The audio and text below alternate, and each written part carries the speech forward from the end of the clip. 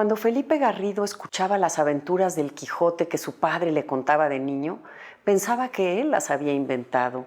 Más tarde, cuando empezó a dar clases en una preparatoria, se dio cuenta que la mayor parte de los alumnos no eran lectores, no habían leído libros de imaginación, como él llama a la literatura.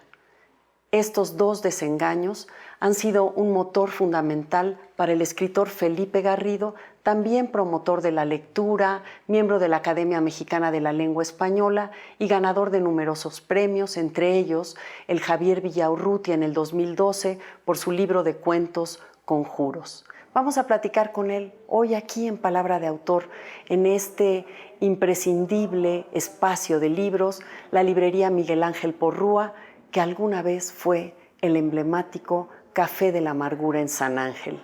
Acompáñenos, sean nuestros invitados.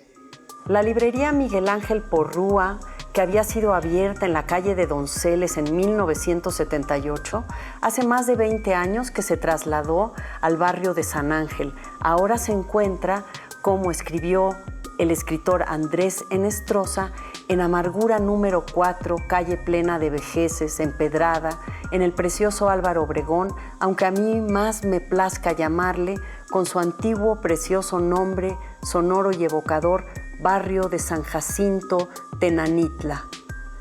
La librería Miguel Ángel Porrúa, además de tener el acervo de los editores Miguel Ángel Porrúa, ofrece numerosos libros y es un espacio donde se combinan las presentaciones, los talleres, las exposiciones y la posibilidad de beber café entre la quietud y, como diría Sor Juana, el sosiego de los libros. Qué bueno que estén con nosotros en Palabra de Autor. A mí me da muchísimo gusto que hoy podamos conversar aquí en este espacio maravilloso con Felipe Garrido, escritor, promotor de la lectura, maestro, querido amigo. Bienvenido, Felipe. Mónica, muchas gracias por invitarme. A mí me da mucho gusto que podamos estar aquí entre libros, en este espacio en San Ángel. Ahí es un espacio fantástico, y nos pone en el centro de nuestro tema. No importa de qué hable uno, termina hablando de libros, de lectura, de la palabra, como dijiste, la importancia de compartirla. Desde luego. Y tú, a mí me gusta mucho esto de que tu padre te platicara el Quijote de una manera que creías que era de él. Ese fue uno de los muchos engaños que sufrí de mi padre, que era un espléndido cuentero. Entonces él de pronto, cuando la cena estaba terminando, era el momento de mayor recogimiento familiar, mis hermanas y yo, mi madre, y él de pronto, como si las musas llegaran a soplarle al oído, comenzaba con alguno de los episodios del Quijote. Una vez Don Quijote y Sancho iban caminando por el campo cuando vieron a lo lejos unos banderas que avanzaban y ahí venía la historia de los leones, la jaula de los leones, ¿no? Cuando Don Quijote se empeña en que abran la jaula y el león lo desdeña. El león se da media vuelta y sigue durmiendo. Don Quijote dice que claro que es porque tiene miedo de salir. Pero así muchos otros de los episodios del Quijote, de manera que yo estaba convencido que el autor del Quijote era mi padre. Y en Chapultepec hay una fuente, quedan los restos de una fuente actualmente enjaulada. En aquel tiempo no tenía protección, donde hay muchas escenas del Quijote que están presentadas en azulejos. En azulejos, una fuente maravillosa de época de Vasconcelos, que desgraciadamente hizo falta enjaular porque la gente se empezó a llevar los azulejos y yo no sé en este instante qué tan restaurada o no esté, pero a mí no me parecía extraño que eso que mi padre contaba cuando íbamos a Chapultepec, que tendría 5 o 6 años, pues que ahí estuviera representado. Me parecía perfectamente natural. Lógico. Eran historias maravillosas, ¿por qué no iban a estar? Y además tu padre, ¿no? El padre es alguien que tiene la verdad, ¿no? Ahora, él confesó su plagio, de manera muy elegante, porque algún día nos llegó a la casa con una edición infantil del Quijote. Y nos la puso en las manos y entonces volvimos a leer, a escuchar las mismas historias, muy cerca de como mi padre las había contado, pero claro, con algunas elegancias más literarias, con algunos episodios que no conocíamos. Y la gran revelación, había un señor, Miguel de Cervantes, que ya había contado esas historias antes que mi padre, ¿no? Felipe, pero naciste en Guadalajara y a los 5 años ya estabas en Chapultepec. ¿Cómo estás? Antes de los 5 años, Mónica. Mis padres son gente de Torreón y en realidad yo debía haber nacido en Torreón, pero se atravesó en el camino Lázaro Cárdenas. Vino la expropiación de las tierras en la laguna y los patrones de mi padre, que eran gente que se dedicaba a cultivar algodón, las tierras las perdieron, digamos, y empezaron a buscar otros negocios. Entonces mi padre fue a Guadalajara a abrir una fábrica de huarache. Y mis padres vivieron ahí 2 años, si acaso, ¿no? Un poquito más, que yo aproveché para nacer, que es un buen lugar para nacer. Guadalajara, no está Torreón nada también mal. lo habría sido, pero bueno, fue Guadalajara. Y vine a aprender a caminar acá a México, a la capital del país. De manera que a los 5 años pues ya había pasado yo mucho más tiempo de mi vida en México que en Torreón o que en Guadalajara. Fue una fortuna haber nacido en Guadalajara, con la familia en Torreón y crecer en México, porque desde muy pequeño empecé a recorrer el país. Guadalajara quedó un poco al margen hasta que llegué a los 15 años y en ese tiempo yo jugaba en la selección amateur de fútbol del Distrito Federal y hubo un campeonato nacional en Guadalajara y yo conocí la ciudad donde había nacido a los 15 años jugando fútbol. Que es una buena manera de conocer los lugares, es una buena manera de conocer, ¿no? Guadalajara. Y yo aprovechaba cualquier tiempo libre para ir a los lugares de los que mis padres me habían hablado cientos de veces, incluido el lugar donde nací, que ya no existía porque había sido demolido para construir la Plaza Tapatía. Estaba muy, muy cerca del Hospicio Cabañas. Pero la familia estaba en Torreón y lo normal era que pasáramos las Navidades con la familia materna y paterna, porque las dos estaban en Torreón. De manera que pasábamos un mes, mes y medio en diciembre, cuando eran en aquel tiempo las vacaciones largas, en Torreón. Y nos íbamos en tren, mi madre, mis hermanas y yo. Mi padre iba, él no podía pasar tanto tiempo fuera de su trabajo, pero iba a la última semana y regresábamos en automóvil con él. Pero tanto la ida en tren como el regreso en automóvil te permitían darte cuenta de lo grande que era el país, de cómo cambia su geografía, cómo cambia su gente, cómo cambiaban las casas, las ciudades. Y eso desde muy pequeño. Afortunadamente he podido pasarme la vida entera recorriendo México. Y quizás por eso, de las primeras cosas que escribiste o entre tus muchos textos breves, están estas crónicas de viajeros. Fíjate que el primer libro que yo publiqué se titula Viejo Continente. Yo empecé a escribir metido en el periodismo. Sí. En muchos lugares, principalmente revistas, en Mañana, en Contenido, en fin. Y alguna vez le hice una entrevista a Luis Espota para el suplemento de novedades. Y Luis Espota me buscó después y me dijo que me felicitaba por mi entrevista, que porque yo había escrito lo que él había dicho. Dije, bueno, pues no eso, lo inventaste. Eso se supone que es lo que... Total, me invitó a participar con él también en el suplemento del Heraldo, que dirigía él. Y eso fue para mí muy liberador, porque Luis Espota le gustaba mis textos mientras más fantasiosos fueran. Mientras que en las otras revistas donde yo trabajaba, cuando empezaba a entrar la fantasía ya no les gustaba. Es decir, ahí querían algo mucho más periodístico, mucho más atento a lo que se supone que objetivamente sucedió. Yo me fui durante 68 y un buen pedazo de 69 a Europa. Me dediqué a recorrer el continente y a escribir para todos los lugares que yo pudiera en México. Y los artículos que yo mandaba para el suplemento de Espota empezaron a dejar de ser artículos y a convertirse en cuentos. Entonces, Viejo Continente es una recopilación de esos artículos del Heraldo Cultural, que gracias a la apertura de Luis Espota, yo fui encontrando mi camino del reportaje al cuento. Eso es muy interesante, pero antes habías estudiado letras modernas en la UNAM, Yo ¿o no? estudié letras hispánicas, letras españolas se llamaban en ese momento, letras españolas en la UNAM, y yo quería escribir, pero hubo un paso que di en falso, que fue pasar por el lado del periodismo, que es una ocupación nobilísima, pero no la que más me interesó a final de cuentas. Pero una escuela de alguna manera. Una escuela, sí, una escuela de muchas cosas, entre otras cosas, de cómo se imprimía una revista o un libro en aquellos años, que fue luego muy útil para que yo pasara a trabajar, por ejemplo, en el Fondo de Cultura Económica, donde fui gerente de producción 7, 8 años. Claro. ¿No? Y son cosas que uno aprende sin darse cuenta. La revista Mañana era una revista muy pequeña. Fernando Solana era su director, prácticamente la manejaba, y tenía muy poquito personal, entonces cuando alguien se enfermaba había que sustituirlo.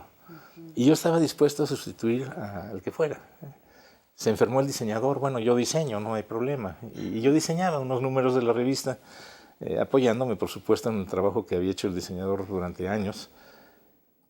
Había que ir al taller a dar el visto bueno para la impresión de la revista. Yo iba al taller encantado. Y eso me permitió conocer cómo funcionaba un taller de offset sin proponérmelo. Yo iba pensando que era porque hacía falta en la revista, no sabía que estaba haciendo una segunda carrera de, digamos, de impresor, de tipógrafo, pero que después resultó muy útil. ¿Y esto era paralelo a tus estudios en la UNAM? Sí. Y que me decías que aquí en el café, aquí estaba el Café de la Amargura, bueno, es donde que la ahora UNAM tenía estamos. algunos espacios que eran como extensión de las facultades, y uno era el Café de la Amargura, ¿no? Y otro era el Coyote Flaco, allá en Coyoacán, en Francisco Sosa. Ay, entrañables espacios los dos. Entonces ahí una buena parte de mi primero y mi segundo año en Filosofía y Letras, se puede decir que en realidad se llevaron en 3 cafés, en La Amargura, en el Coyote Flaco y en el café de la propia facultad, donde había algunos maestros, como Luis Ríos, por ejemplo, que nos reuníamos con él con enorme frecuencia, y una parte de la cátedra de Luis Ríos era más en el café de la facultad que en el salón de clase, ¿no? O era una ampliación de lo que él podía decir en el salón de clase. Yo encuentro, no sé cómo le hacían, pero aquellos maestros tenían mucho más tiempo para estar con sus alumnos en cafés, porque en estos a veces también podían llegar, que lo que veo que sucede ahora, donde como que todos se nos ha sustraído un poco ese tiempo que queda, claro, para conversar. Para conversar, para conocerse, para platicar, para compartir. Y entonces había tiempo para el café. ¿Y tú ya sabías que querías ser escritor? ¿Eso es lo que te llevó a estudiar letras? Yo lo supe a los 7, 8 años. ¿Sí? A los 7, 8 años yo sabía que lo que yo quería hacer era escribir. Luego perdí un poco el camino, me costó trabajo recuperarlo. La escritura creativa me costó trabajo regresar a ella, porque ya me había echado a caminar por el lado del periodismo. Pero yo sabía que quería escribir muy niño. Había un libro, fue muy curioso, libro. Fíjate, fue muy curioso que yo hacía mis intentos. Mi gran tesoro fue El Tesoro de la Juventud, que fue una colección de libros que los Reyes Magos me trajeron así a los 7, 8 años. Y que es una colección de libros que tiene una gran diversidad de clases de lectura, ¿no? Es decir, lees sobre la vida de los animales, lees historia, lees cuentos, lees leyendas, lees geografía, lees física, lees poesía. Es decir, hay mucha. Para mí esa fue una gran escuela de lectura. Entonces yo escribía poesías, un poco copiando, siguiendo los pasos de lo que yo leía en esa colección y en otros libros.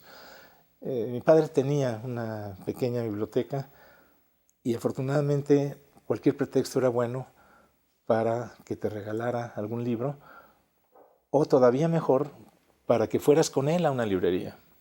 Él tenía su despacho en la calle de López. Entonces íbamos a la librería de Cristal cuando era la primera librería de cristal, ahí frente a En la Alameda, ¿no? Cabecera de la Alameda, frente al monumento a Beethoven. Y para mí ese era un día completo, porque normalmente era un sábado, primero íbamos a trabajar, entonces ya me sentaba ahí en un escritorio en su oficina y me pedía que copiara quién sabe qué cosas, en números, él era contador, y después de eso nos íbamos a la librería y me soltaba en el sótano, que era la sección infantil. Yo hacía mi acopio de libros, luego bajaba él y lo reducía a lo razonable. Se compraban 3, 4 libritos y luego nos íbamos al Danubio a comer. Ay, qué maravilla. De manera que eso sucedía una vez cada 2 meses, cada mes y medio, en fin. Y yo atesoro esos recuerdos. Felipe, así como tú creías que el Quijote era una invención de tu papá, a lo mejor creías que los libros nacían en los estantes, yo no brotaban. había hecho ninguna teoría, Mónica. Cuando tuve oportunidad, trabajando como periodista, de ir a los talleres, a ver cómo se imprimía la revista y demás, tuve un primer asomo pero en fin, esa era la impresión de los libros. Yo realmente entré al mundo de los libros gracias a que María del Carmen Millán, que había sido mi maestra, me invitó a participar en CEP 70, cuando CEP 70 estaba comenzando. La importantísima colección, Importantísima colección organizada por Ali Chumacero, echada a andar por Sergio Galindo, después mantenida por Roberto Suárez Argüello. Y ahí fue donde yo entré al mundo de los libros. Fue un descubrimiento absolutamente fantástico. En cuanto cobré conciencia de lo que sucedía ahí, decidí que el resto de mi vida la pasaría haciendo libros y afortunadamente, a veces más, a veces menos, he podido seguir por ese camino, que incluye, por supuesto, el escribirlos. Claro, ¿no? Claro, has estado como en todos los... Me ha tocado, bueno, hasta una librería tuve un tiempo. ¿Ah, sí? En Torreón. ¡Ay, qué maravilla! Entonces ya el libro por el derecho y por el revés. Más o menos. Incluso tú tuviste, bueno, cuando estabas como gerente de producción en el Fondo de Cultura Económica, Las Trampas de la Fe fue algo que te tocó estar al tanto con Octavio Paz, ¿no? Haber estado en el fondo muchos. me permitió conocer muy de cerca a Fuentes, a Arreola, a Paz, a muchos autores de primera línea y de segunda y de tercera, de toda clase de autores. Las Trampas de la Fe fue especialmente notable porque ese libro se iba a publicar en España. Ah, sí. Ese libro lo iba a publicar Seix Barral, con quien Paz tenía un acuerdo de exclusividad, más o menos.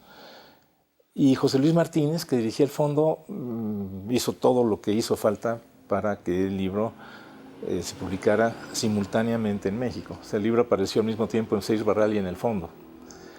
Y la tipografía del libro la levantó el fondo, porque pues Paz estaba aquí en México, era más fácil entrevistarse con él para cualquier duda que hubiera. Claro. Entonces, durante unos meses, yo fui a casa de Paz cada 2, 3 semanas con la parte del material que habíamos revisado. Todas las dudas que había iban marcadas, Paz las revisaba. Paz era un hombre extremadamente inteligente y siempre que alguna propuesta de cambio era claro que mejoraba el libro, él la aceptó sin A lo mejor nuestro auditorio no ha leído y recomendamos que lean Las Trampas de la Fe de Octavio Paz, este ensayo imprescindible sobre Sor Juana Inés de la Cruz y su tiempo. Es un libro fantástico. Como sucede siempre, no toda la verdad está en el libro de Paz. Claro. Pero es una muy buena entrada a interesarse en los detalles de Sor Juana. Y de ahí se puede pasar a otros libros, claro, de O'Gorman, de Trabulce, en fin, de José Pascual Buchon. Es decir, hay una gran riqueza de trabajo, claro, sobre Sor Juana. Pero José Luis Martínez tenía razón. No era posible que un libro cuyo autor era el poeta más importante que había en México en ese momento, sobre la poeta más importante que ha habido en la historia de México, se publicara en España. Claro. Entonces José Luis consiguió que por lo menos la aparición del libro fuera simultánea en México y en España. Fue el mismo día, a la misma hora, sincronizada de una manera maravillosa. Con la diferencia de horas que tenemos, además. Sí, bueno, en un lugar era a la mañana y en otro a la noche, pero era, no, la misma hora real. Real. Yo hablando de libros, bueno, tengo en mis manos el libro más reciente y por el cual Recibió Felipe Garrido el premio Villaurrutia el año pasado, Conjuros, varias minificciones, ya hablaremos. Pero yo antes de hablar del libro en sí, quiero que nos leas, que nos ofrezcas un aperitivo. Una muestra de los leyéndonos un conjuro. No, ya sé que hay conjuros adentro de este libro de conjuros, pero que nos leas este texto que a ti te gusta y a mí también, Minerva. ¿Cómo no? ¿Cómo no? 30 años esperé a Minerva. En un tiempo la esperaba a la puerta de la iglesia, la seguía en la calle, podía pasar la tarde frente a su casa. Su padre detestaba mi timidez y en cuanto hubo un pretendiente serio, la casó. Soy hombre cabal. Si antes no le había hablado, entonces menos. Si ella pasaba por mi tienda, yo veía a otros clientes y mis empleadas la atendían. Nada tuvo que reprocharme su marido. Guardé una soltería impoluta hasta que enviudó por segunda vez. Cuando murió su primer marido, yo estaba en los Estados Unidos. Minerva tenía 3 niños y la gente aprobó su matrimonio con un ganadero 8 años menor que ella. Hice fortuna, regresé, volví a verla y suspiré de nuevo. Para entonces Minerva tenía otros 3 hijos y estaba más bella que nunca. Volvió a enviudar y terminado el luto, empecé a cortejarla. Nos casamos rodeados por sus hijos y nietos. He ido envejeciendo, veo mal, tengo una digestión difícil, uso bastón. Minerva está rozagante, firme, esbelta. Dicen que espera volver a enviudar. Muy sabroso, muy linda historia. Muy linda historia, muy inquietante, y varias que hay sobre mujeres en tu libro, porque las mujeres es parte de la temática inevitable, bueno, de la vida, me imagino. Y de... importantísima de la creación, ¿no? Claro. Y muchos cuentos míos, por supuesto, van alrededor de personajes femeninos, mujeres desde niñas hasta ancianas, pasando por toda la gama, mujeres buenas, mujeres más buenas, mujeres malas, mujeres más malas. Sirenas. De todo, sirenas, que queda ahí. Me gusta este cuento que se llama Las Tres. Las Tres. Esas 3, la madre y las hijas en la cama. Es un cuento maravilloso. Medio cómplices contra el pobre padre. Sí, ¿verdad? Que sucede además. Que queda ajeno. Claro, porque ellas hacen su mundo. Sí. Y por lo menos a ratos lo dejan fuera. Fíjate que tú usaste la palabra minificciones, que yo no uso nunca para lo que yo escribo. Sí. Yo siempre hablo de cuento corto, cuento breve. Los géneros breves han tenido un auge enorme, creciente a lo largo del siglo XX, aunque son viejísimos, ¿no? Ahí comienzan los cuentos, en algún lugar tan perdido en el pasado que no conocemos. Pero yo creo que el género del texto breve tiene que ser más explorado desde el punto de vista teórico, digamos, desde el punto de vista de distinguir la diferencia entre epigramas, chistes, claro, adivinanzas, lo que yo entendería por minificción. Yo distingo el cuento corto en cuanto que tiene que ser un cuento. O sea, que tiene que contar una historia. Tiene que haber un personaje enfrentado a un conflicto. Sí. ¿No? Por lo menos un personaje enfrentado a un conflicto. En otros libros anteriores que he publicado de textos breves, yo mezclé, y había un poco el poema en prosa junto con el ensayo muy breve, en fin. En Conjuros sí traté de aislar, y cada vez lo he tratado de hacer más en mis colaboraciones en la jornada semanal, de mantenerme en los terrenos específicos del cuento.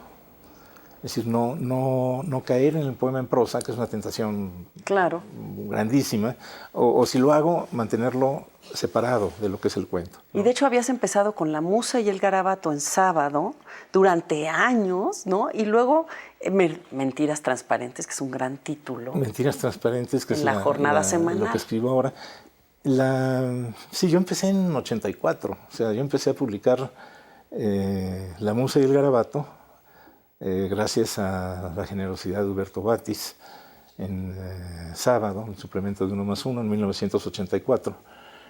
Y ahí durante poquito más de 7 años publiqué un cuento cada semana. En la jornada semanal publico uno cada 15 días. Empecé en 2005, estamos en 2013, pues ya le voy llegando.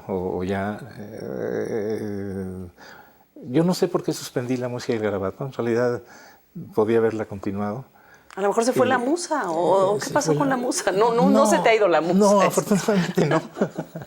Pero no, a veces uno toma decisiones que costaría mucho trabajo explicar después. Claro, ¿no? Dan para un cuento. Yo creo que sí, yo creo que se cerró de todas maneras una etapa. En Sábado volví a publicar una segunda serie de cuentos que se llamó La Primera Enseñanza. Y esos sí tenían principio y fin, y después aparecieron como libro, publicado por Aldus. Ahí hay un personaje de La Musa y el Garabato, que es un marinero ilustrado.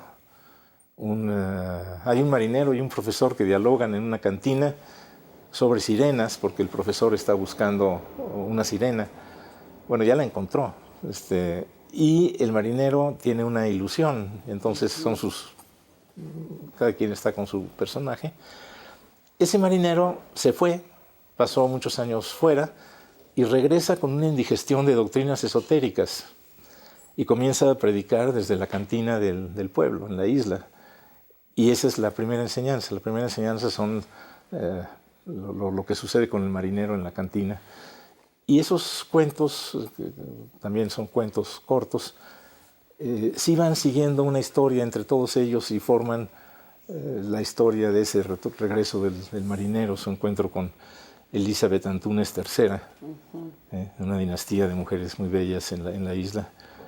Federico Patán dijo en algún comentario a ese libro que se publicaban en el Sábado. Que era más una novela. Sí, La Primera Enseñanza como serie se publicó en Sábado y luego como libro lo publicó Aldus. Y en Conjuros hay 292 cuentos. Como son muy breves, caben en pocas páginas muchos cuentos. Algunos de ellos habían aparecido antes en La Musa y el Garabato, más o menos una tercera parte. Y otra tercera parte en Mentiras Transparentes, y otra tercera parte son cuentos que no habían pasado por periódicos, ¿no?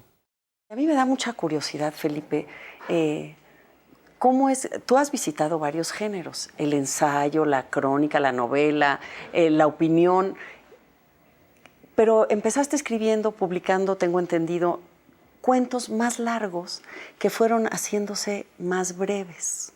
¿Es así? ¿Y qué tan corto es lo corto? Mira, cuando hablé antes de 1984, en ese año la Universidad Veracruzana, en la serie de ficción que dirigía Sergio Galindo, publicó un libro mío que se llama La Urna y otras historias de amor. Esos son cuentos largos. Sí. La Urna, por ejemplo, el cuento que se llama La Urna tiene 23 páginas, o sea que es un cuento realmente largo. Sin embargo, el último cuento de ese libro, Una carta, tiene menos de 3 páginas. En ese momento, eso era un cuento corto para mí. Y algo sucedió, que después de haber escrito la carta, los siguientes cuentos que escribí fueron tan cortos o un poco más cortos que la carta.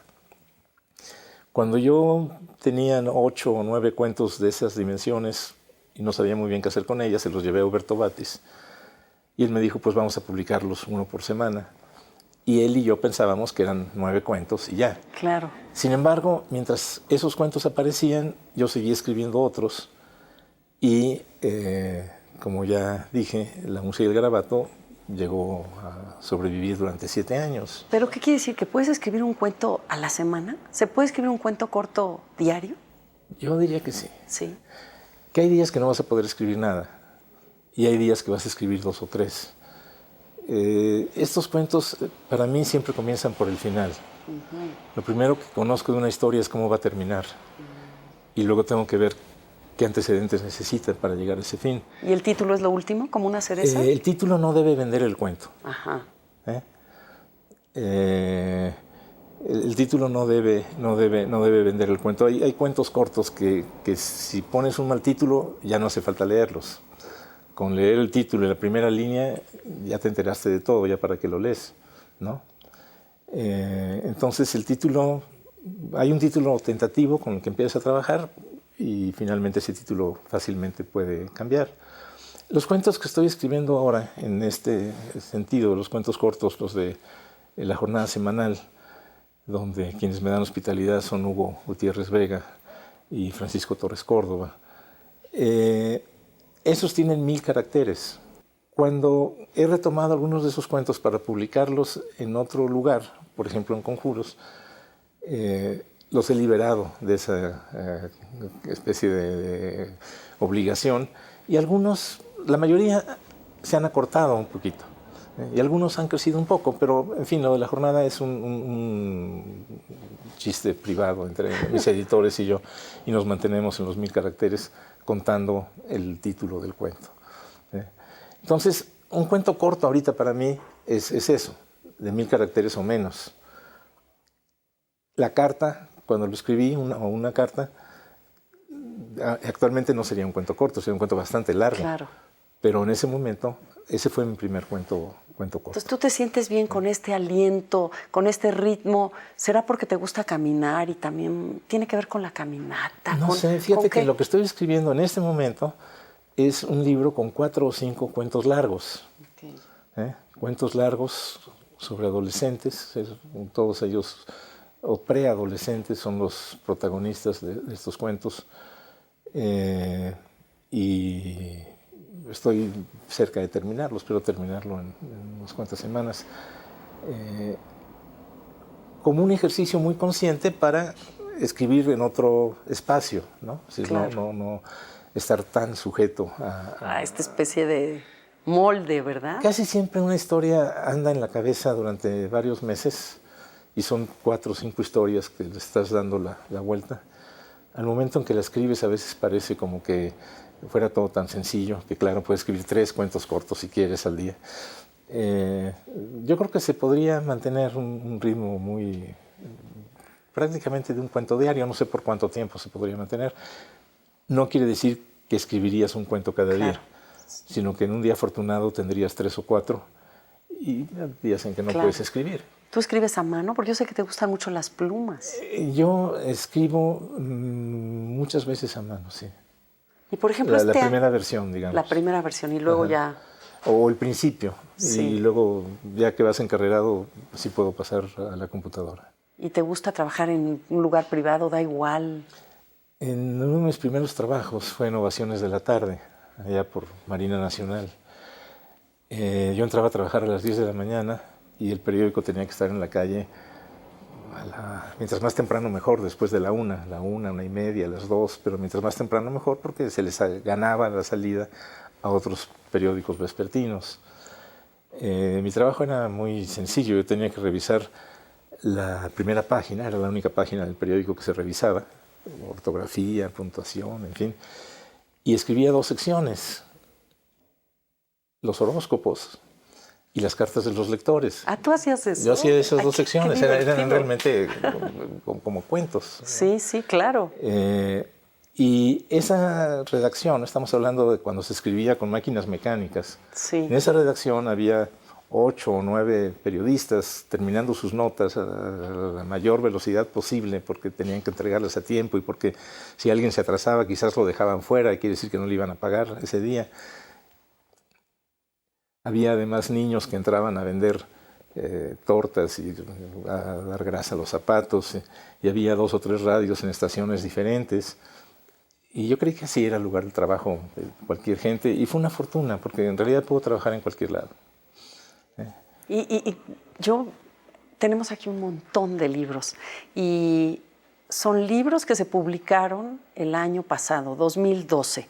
Sí. Por eso preguntaba cómo ha trabajado Felipe, porque además están libros para niños, una memoria de un personaje de Torreón, el prólogo a Dublineses, este libro de cuentos maravilloso de James Joyce, publicado por la Universidad Veracruzana en esta colección de Pitol. El manual del tema del que ya hablaremos, Manual del Buen Promotor, porque es otra de tus facetas. Y la traducción. Yo sé que tradujiste a Lilian Hellman, lo cual me parece fantástico, quizás hace muchos años, y que ahora, este año pasado, se publicó El mal en el pensamiento moderno, una traducción de la obra de Susan Neiman. Fíjate que esto es una traducción que yo terminé en realidad hace 2 o 3 años. La entregué al fondo y bueno, vino a aparecer el año pasado. Es decir, no quiere decir que la hice el año pasado. Claro. La había hecho antes, soy un traductor lento. Pero esta feliz coincidencia habla de tu trabajo sostenido y boom, de repente. El año pasado se juntaron muchas cosas y son 10 u 11 libros los que aparecieron. Pero yo comencé a traducir en MD, en español. Es la revista médica. Dirigida a los médicos, pero es una revista de cultura, digamos. Pero, en fin, de alguna manera tiene un enfoque médico. Por casualidad, el redactor, el jefe de redacción de MD en español, que tenía sus oficinas en Nueva York, era hijo de una pareja ya muy anciana, 90 y tantos años padre y 90 y tantos años la madre. Y se consiguió que Grolier le encargara la traducción de una enciclopedia para poder venir a México y acompañar a sus padres los años que les quedaran, que no podían ser muchos. Y empezó a buscar traductores. Y gracias a un amigo, a Juan José Morales, fui a dar a ese proyecto. Yo no me había dedicado a traducir muchas cosas, pero fui a dar ese proyecto donde las traducciones tenían la ventaja de que eran textos muy cortos, porque eran entradas de enciclopedia. Yeah. Claro, había algunas largas, pero la mayoría eran textos más bien cortos. Y Frank Thompson era un hombre muy generoso y muy sabio, y él corregía mis traducciones delante de mí. O sea, me decía, ¿por qué aquí pusiste esto en lugar de esto otro? Y era realmente un taller de redacción y de traducción de lujo. Él me propuso que empezara a traducir artículos para MD, que ya eran más largos, a veces podían ser textos de 30 cuartillas. Y ese fue el principio de la traducción. Traducir un libro no tiene nada que ver con traducir un artículo de una revista o traducir una entrada de una enciclopedia, ¿no? Y la traducción de Lilian Hellman es una de las operaciones más gozosas que yo he tenido en la vida. Es un librito que yo creo que no se llega a 100 páginas, tiene 80 y tantas páginas y me llevó más de un año traducirlo. Claro. Es un libro complicado. Lilian Hellman no es una autora sencilla. No. Yo lo disfruté muchísimo. Tuvo un premio de traducción literaria, el Alfonso X, que existía en ese tiempo, actualmente no existe. Era un premio de Bellas Artes, de los que organiza Bellas Artes. Y yo creo que es un libro muy fascinante. Es decir, es un libro que es entre novela y memorias de Lilian Hellman, y su principal argumento es que la memoria sirve para olvidar y para que te equivoques. Cuando tú crees que te acuerdas de las cosas de una manera, pues no fueron así, fueron de otra. Y hay una serie de encuentros muy ambiguos con los distintos personajes. En ese tiempo Lilian Hellman vivía con Dashiell Hammett. Sí. El autor de El Halcón Maltés, ¿no? Sí, hay una película fantástica, no me acuerdo ahorita el nombre, que salen en ellos dos. Y recrea, ella creo que... Activistas muy empeñosos contra el macartismo. Sí. Son dos personajes fantásticos, tanto Dashiell Hammett como Lilian Hellman, y yo disfruté mucho en esa traducción. He hecho pocas traducciones en realidad. Una de ellas me llevó 15 años, cuando traduje una biografía del padre Quino de Bolton. Es un historiador norteamericano ya fallecido. Y realmente el mayor tiempo de esa traducción se lo llevó localizar todos los documentos que se citan en el libro y que originalmente fueron escritos en español. Por lo tanto, tenías que volver a poner en español. Hay que buscarlos y ponerlos, no traducirlos. Esto tan importante que tú has sostenido a lo largo de más de 30 años, aquello que yo alguna vez leí, que dices y que sostienes, que hay que contagiar el gusto por la lectura. Esta tu discurso de entrada a la Academia de la Lengua, tú Sí, hablas... se titula Leer el Mundo. Leer el Mundo, y tú hablas de leer los libros de imaginación, ¿no? Yo creo que la lectura es la lectura de literatura. Esa es la lectura. Uno puede estar alfabetizado, entonces puede repetir lo que dicen algunos textos. Si no estás dirigiendo esa operación al intento de entender lo que está frente a ti, no estás leyendo, estás simulando la lectura. Y una ventaja de la lectura de obras literarias, entendiendo por literatura en una forma un poco más amplia, aquello que se ocupa de la experiencia humana. Es decir, yo creo que la historia, que la antropología, que son parte de la literatura, ¿no? Es la literatura con unos límites generosos, no siendo demasiado estrictos, pero sí son obras que se ocupan de la experiencia humana. Por eso son obras que atañen a cualquiera, no importa a qué se dedique uno profesionalmente, cómo se gane la vida. De cualquier forma, una novela está hecha para esa persona. Y mientras la población alfabetizada lee y escribe todos los días, pero por obligación y por necesidad, lo que yo llamo lectores lo hace por interés propio, por el gusto de leer. Y en México actualmente hay, en números redondos, unos 4 millones de lectores y unos 32 o 34 millones de alfabetizados que no son lectores. Sí. Que es un desperdicio enorme, porque en esa gente ya se hizo la inversión de enseñarle a leer y a escribir, y no pueden aprovechar las ventajas de ser lector.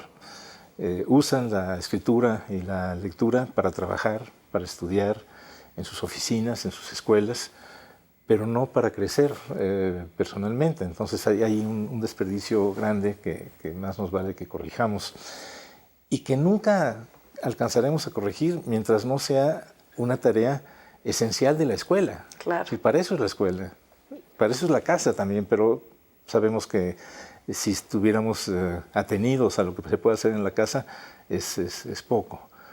Pero en este tiempo en que la educación cubre una real mayoría de la población del país, el lugar desde el que se pueden hacer los lectores es la escuela. Eso quiere decir que los profesores, los maestros, tienen que ser unos gozosos de la lectura, ¿no? Es el gran reto.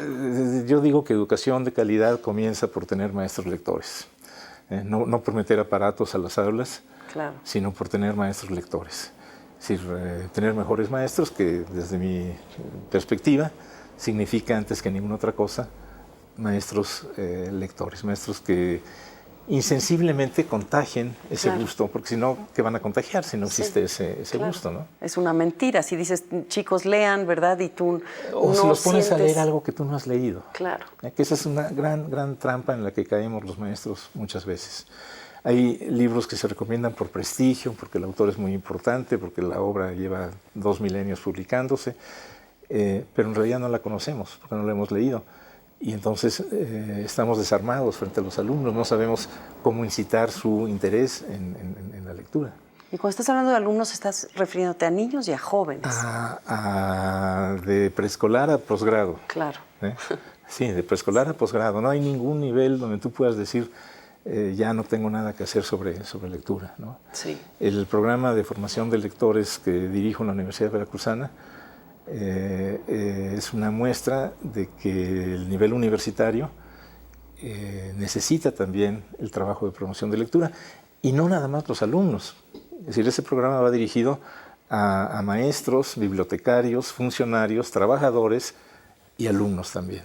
Por ejemplo, este libro que publicaste el año pasado, porque sé que Felipe Garrido ha publicado numerosos libros alrededor de este tema.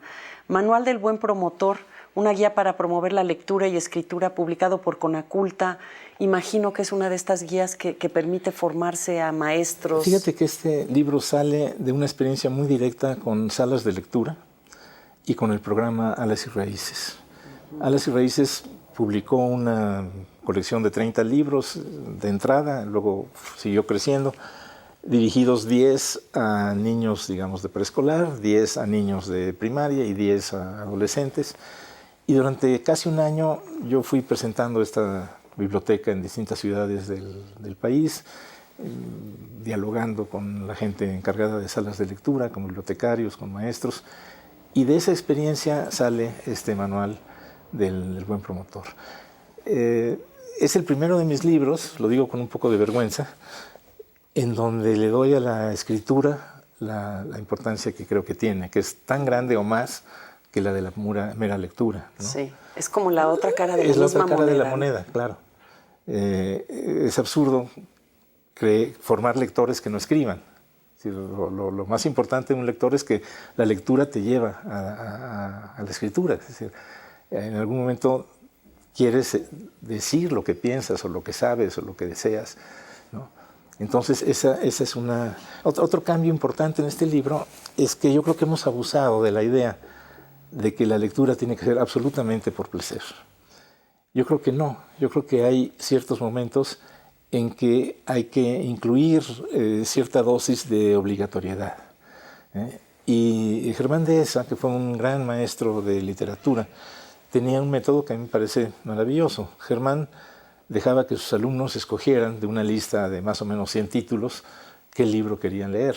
Él les platicaba un poco de todos, Germán ya los había leído, y los alumnos escogían, y ahí terminaba la libertad. Claro. Porque una vez que el alumno tomaba ese compromiso, lo que Germán esperaba es que cumpliera, o sea, que lo leyera. Independientemente de que no pudiera a lo mejor lograr pasar las 10... Ahí estaba Germán para que le preguntara lo que claro. quisiera, ¿no? Si se atoraba en algún lado, él podía ir con Germán y le podía preguntar. Pero había que leerlo y había que preparar un comentario escrito de la extensión que cada quien quisiera. Y luego Germán, uno de sus exámenes era un diálogo con el alumno sobre el libro que había leído y sobre lo que había escrito. A mí me parece esa una combinación muy correcta. Claro. Si escoge el libro que tú quieras, eres libre, aquí está lleno de libros. Puedes buscar ve la portada, lo que te llame la atención. Lee unas cuantas páginas, infórmate quién es el autor, haz lo que quieras, métete a internet a averiguar sobre él. Pero ya que dijiste, este es, entonces ya tienes que hacerlo, ¿no? Claro. Como un promotor de lectura que está haciendo una lectura semanal en una escuela, una vez que dijo que va a pasar los miércoles a las 11, pues está obligado a estar los miércoles a las 11, a cumplir con el compromiso que él tomó, ¿no? Entonces yo creo que hemos exagerado en ese elogio de la libertad absoluta. Pero algo que tú también, y yo desde luego que sí, algo que tú también haces es escribir para niños. Y yo me imagino, por ejemplo, el año pasado salió Sinowi, la serpiente come niños. Me imagino que este placer de escribir para niños va ligado con la posibilidad de leerlo en voz alta, que es otra de tus herramientas que has sostenido. Yo creo que esa es la más importante para contagiar el gusto por la lectura. La más importante es la lectura en voz alta. Yo creo que esa es la herramienta central. Y bueno, escribir para niños es Los niños a mí me han encantado y fascinado y preocupado siempre como personajes. Ahí en Conjuros hay una buena cantidad de cuentos donde el protagonista es un niño. Y también como público, como gente a la que dirigirse, hablarle. Sinowi es una serpiente que llega a una comunidad rarámuri en las barrancas de Chihuahua y empieza a cobrar derecho de piso. Y como cobra es con niños. O sea, ella los va a cuidar, ella promete cuidar a esos rarámuris, pero necesita comer y lo que come son los niños que ellos le den. Yo creo que esta es una alegoría de algo que ha sucedido en la historia todo el tiempo. Sí.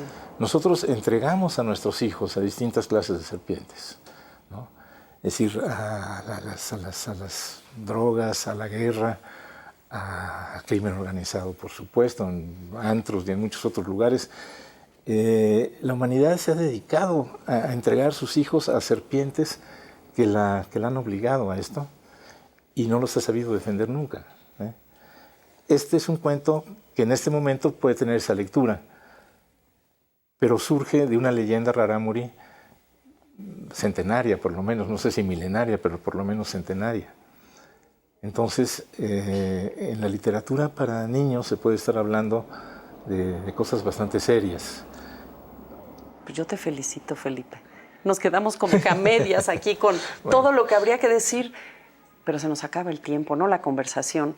Te agradezco mucho haber estado Gracias aquí en a ti, Palabra Mónica. de Autor. Gracias a Canal 11 por esta oportunidad de hablar de cosas que nos importan tanto. A todos, y que yo quiero contagiar el gusto, usando las palabras de Felipe Garrido, vayan, acérquense a Conjuros, este libro muy reciente, Premio Villaurrutia 2012, donde van a encontrar todos estos cuentos breves que van a poder leer en conjunto, en voz alta, disfrutar en lo privado y así convertirse no solo en lectores, sino en partícipes de extender el gusto por la lectura y además conocer la obra de un autor imprescindible, Felipe Garrido. Los espero la próxima semana aquí en Palabra de Autor. Las 3. Las veo a las 3, en la misma cama, enorme y desordenada, entre los mismos almohadones. Abro la puerta y alzan las cabezas. Me clavan las miradas. Abren la boca y me muestran los dientes. Una tiene los cabellos húmedos. Está envuelta en una toalla que le deja al aire las nalguillas. La otra lleva puesto el uniforme de la escuela. En medio, la madre.